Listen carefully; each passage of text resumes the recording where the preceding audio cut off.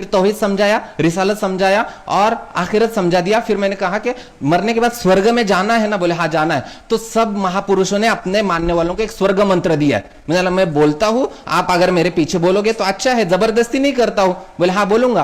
तो मैंने उसको कलिमा शहादत पढ़ा दिया। हजरत मुफ्ती साहब के सामने पढ़ाया और मुफ्ती अब्दुल सत्तार के सामने पढ़ा और प्रैक्टिकली मैंने दिखा दिया, कोई काम मुश्किल नहीं है। ये हर आला ओहदे पे क्लास 1 ऑफिसर ब्राह्मण मिलेगा, जज ब्राह्मण मिलेगा, अच्छा वकील ब्राह्मण मिलेगा, पुलिस कमिश्नर ब्राह्मण मिलेगा।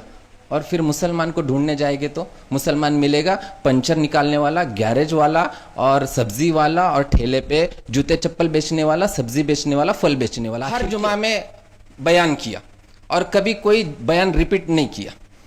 तो इस वजह से भी वो बहुत मुतासिर है। वहां के लोग अभी भी बहुत राब्ते में है, क्योंकि अभी मैं 18 अक्टूबर 2021 से औरंगाबाद में वक्फ बोर्ड के अंदर महाराष्ट्र स्टेट बोर्ड ऑफ वक्फ में खिदमत अंजाम दे रहा हूं। महाराष्ट्र स्टेट बोर्ड ऑफ वक्फ में खिदमत अंजाम देने के पहले मैं असरी तालीम की अहमियत मुख्तसरन बता दूं और साथ में एक दूसरी खिदमत की तरफ भी इशारा करता चलो। असरी तालीम की अहमियत आज हम सब समझते हैं, सब जानते हैं और रईस जामिया का भी इसकी तरफ रुझान हम सबको पता है। तो क्या आज अवाम में 1.5 करोड़ बच्चे मुसलमानों के असरी तालीम हासिल कर रहे, 1.5 करोड़। उसमें से 50% बच्चे 10th से पहले ड्रॉप आउट ले लेते, छोड़ देते पढ़ाई मुसलमानों के। और हो क्या रहा इसकी वजह से? मुसलमान मजलूम, मुसलमान माशी एतबार से कमजोर और मुसलमान हर किसी के एक उनका हदफ बन चुका है मुसलमानों को टारगेट बनाना। अब इससे हो क्या रहा है कि मुसलमान की पहचान हुई है पंचर वाला इस नाम से मुआशरे के अंदर। क्यों हुई है? क्योंकि जब तबका 40% से आगे चला जाता है किसी पेशे के अंदर, 40% से आगे चला जाता है तो उसको उसी पेशे के साथ जाना जाता है। तो मुसलमान की पहचान हो रही है पंचर वाले के नाम से। और ये हमारे लिए दुख की बात है, क्योंकि हमारे आबा व अजदाद बादशाह हुआ करते थे और हम ना अहल पंचर वाले के नाम से मौसम किए जा रहे हैं। ये हमारे लिए बहुत ही शर्म वाली बात है। और कुछ मैं डेटा लेकर आया हूं जिसको अगर आपके सामने पेश करूंगा तो आपको बड़ी ताज्जुब होगी कि 40% मुसलमान ये पेशे के एतबार से वाकईतन पंचर और गैरेज का ही काम करते हैं। 52% मुसलमान ये हम्माली का कारोबार करते हैं। उसके बाद में 40% आईटी कंपनियों के अंदर झाड़ू पोछा करने वाली मस्तूरात मुसलमान है, जो सुबह में आईटी कंपनियों के अंदर आके बेंगलोर वगैरह की जो बड़ी बड़ी सिटी है, बेंगलोर है, हैदराबाद है और दिल्ली है, गुड़गांव है, यहाँ पे 40% मुसलमान खवातीन ये झाड़ू पोछा का काम करती है, मुसलमान खवातीन। उसके बाद में इसके बाद वाली बात जो तहकीक की सर्वे है ये बताऊंगा तो शर्म से मेरा सर ही झुक जाता है कि 45% मुसलमान खवातीन प्रोस्टिट्यूट बनी हुई है। प्रोस्टिट्यूट का तर्जमा आप खुद ही देख लीजिए।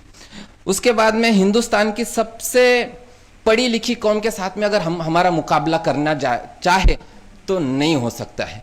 और मुसलमानों के ऊपर होने वाले जुल्म की वजह ये असरी तालीम का फुकदान भी है। मैं जो कहना चाह रहा हूं, दीनी तालीम से बिल्कुल कोई वो नहीं है, तंसीस से माँ अदा की नफी को मुस्तलजिम नहीं होती। इस उसूल को मद्देनजर रखते हुए मेरी बात सुने। लिहाजा असरी तालीम का फुकदान मुसलमानों के जुल्म की वजह है। असरी तालीम का फुकदान मुसलमानों के इनकलाबी तहरीक न करने की वजह है। असरी तालीम का फुकदान मुसलमानों के माशी गुर्बत की वजह है। असरी तालीम का फुकदान मुसलमान कौम के पिछड़े हुए होने की वजह है।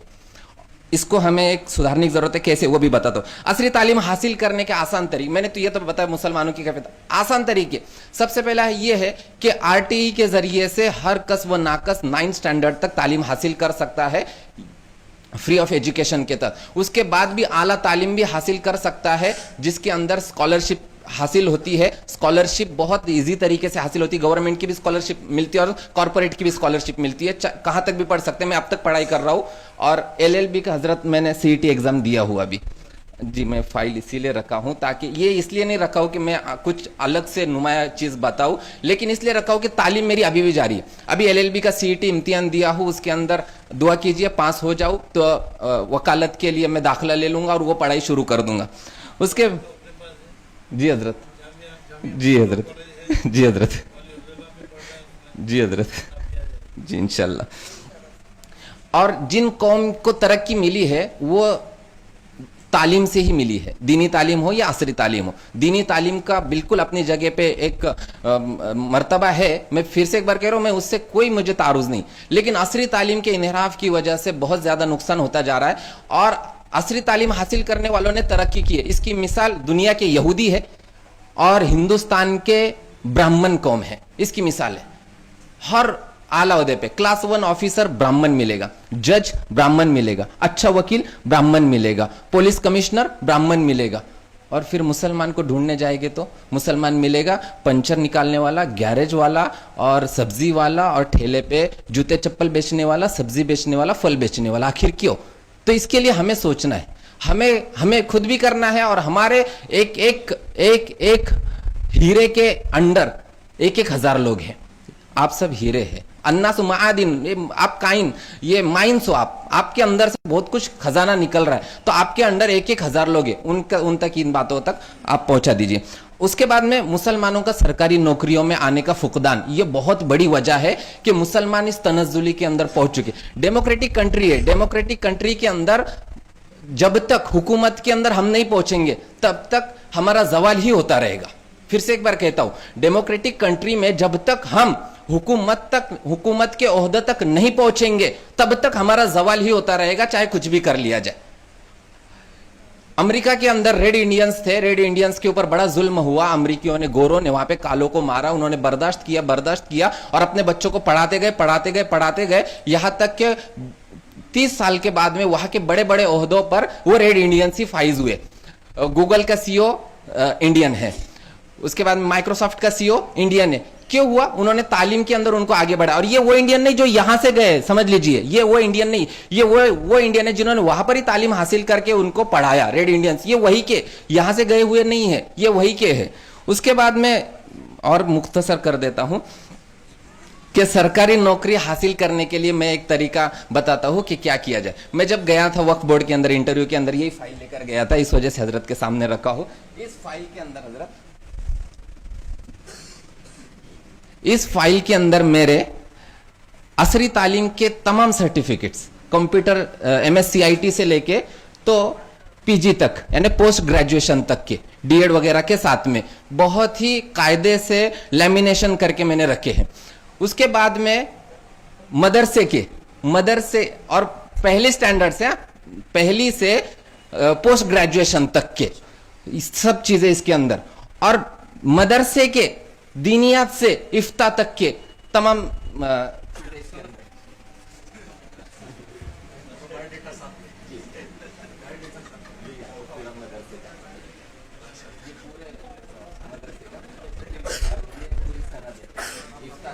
तो जब मैंने हजरत ये चीज सीईओ ऑफ वक्फ बोर्ड को दिखाई तो बस इसी से मुतासिर हो गए वो जी। और कहा है वो बहुत मुतासिर होते, आज तक किसी ने इनकार नहीं किया। हम कल रास्ते से आ रहे थे, 12 साथी थे, मुफ्ती साहब साथ में थे, तो इनसे मैंने तस्कीरा किया ऐसा ऐसा करते हैं। पेट्रोल पंप पे सिर्फ 7 मिनट के लिए रुके थे दोंडाईचा के आगे, तो वहां पे करण नाम का एक लड़का था, पेशाब पानी से फारिग हो रहे थे, तो करण के साथ में मैंने बात शुरू किया, उससे मजहब वगैरह पूछा, तो कहा आदिवासी है। मैंने कहा तुमची राष्ट्रपति पण द्रौपदी मुर्मू आदिवासी है, तो बहुत मुतासिर हो गया। फिर मैंने आगे बात शुरू की, मैंने पढ़ाई कहा था कि बोले साइंस से पढ़ा हूँ 12th तक। मैंने बहुत अच्छा, मैंने देखो पानी है, पानी को पानी बोलते हैं, कोई नीर बोलता है, कोई जल बोलता है, और केमिस्ट्री तो तूने पढ़ाई है, इसको H2O बोलते। बोले बहुत खुश हो गया वो, हाँ बोले H2O बोलते। मतलब ऐसे ही अल्लाह है, ईश्वर है, और तुम क्या ईश्वर बोलते, हम अल्लाह बोलते, कोई गॉड बोलता। तो उस अल्लाह तक पाने के लिए महापुरुष आए हैं, महापुरुषांना पाठवलं त्याने, आणि प्रेषित मोहम्मद हे महापुरुष होते, सगळे महापुरुष असतात। जसं साईबाबा म्हणाले सबका मालिक एक है, पण साईबाबा मालिक नाहीये, मालिक कोणी दुसरंच आहे।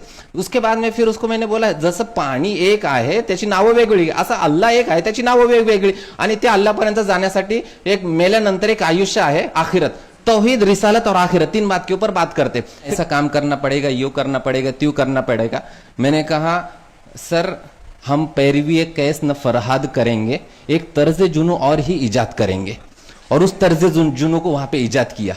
एक बहुत बड़ा काम था शेड्यूल 1 बनाने का, वो शेड्यूल 1 कोई बनाता ही नहीं था, कोई करता ही नहीं था। चैरिटी का एक शेड्यूल 1 होता है, वक्फ बोर्ड का एक शेड्यूल 1 होता है। तो वक्फ बोर्ड का शेड्यूल 1 उसका रजिस्टर इतना बड़ा आता है, कम से कम 7-8 किलो का, वो लिखना था। तो मैंने जब से शुरू किया तो मराठवाड़ा अब कंप्लीट होने को है, जिसके अंदर 4000 फाइल मैंने कंप्लीट की। तो ये एक तर्ज जुनू मैंने वहां पर ईजाद किया वक्फ बोर्ड के अंदर। तो ये फाइल से ही वो मुतासिर हुए।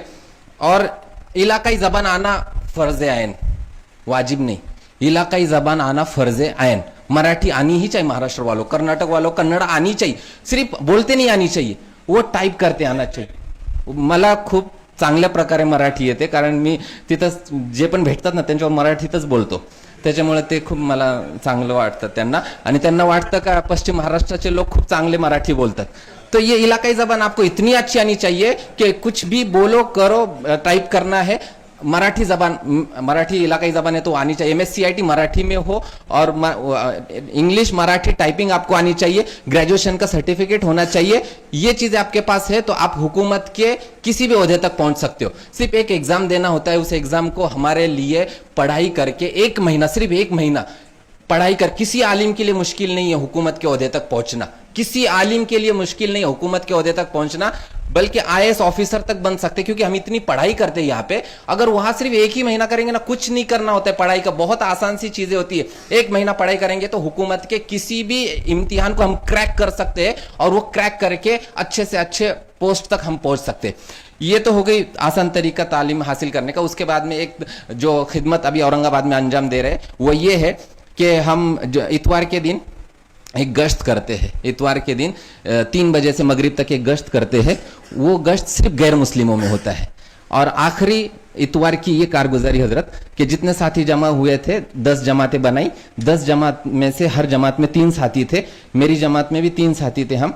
तो हमने 18 लोगों को कलमा पढ़ाया, गैर मुस्लिमों को। और ये काम हर इतवार को करते हैं, जुमा के दिन भी करते। जुमा को साथी कम होते, छुट्टी ना होने की वजह से इतवार के दिन ये बहुत कायदे से सब शरीक होते हैं। टूरिस्ट पॉइंट पे जाते, हॉस्पिटल्स में जाते हैं, जहां पे लोग इंतजार में रहते, इसलिए कि ये अमानत है हमारे पास में। सबसे बड़ी अमानत आज कुछ कोई है तो ये ईमान वाली अमानत है जो गैर मुस्लिम तक पहुंचाना है। वो जो हमारे दुश्मन बने हुए इसी वजह से कि हमने अमानत उन तक नहीं पहुंचाई है। जब ये अमानत हम उन तक पहुंचा देंगे ना तो वो बहुत मुतासिर होते हैं। आज तक किसी ने इनकार नहीं किया। हम कल रास्ते से आ रहे थे, 12 साथी थे, मुफ्ती साहब साथ में थे।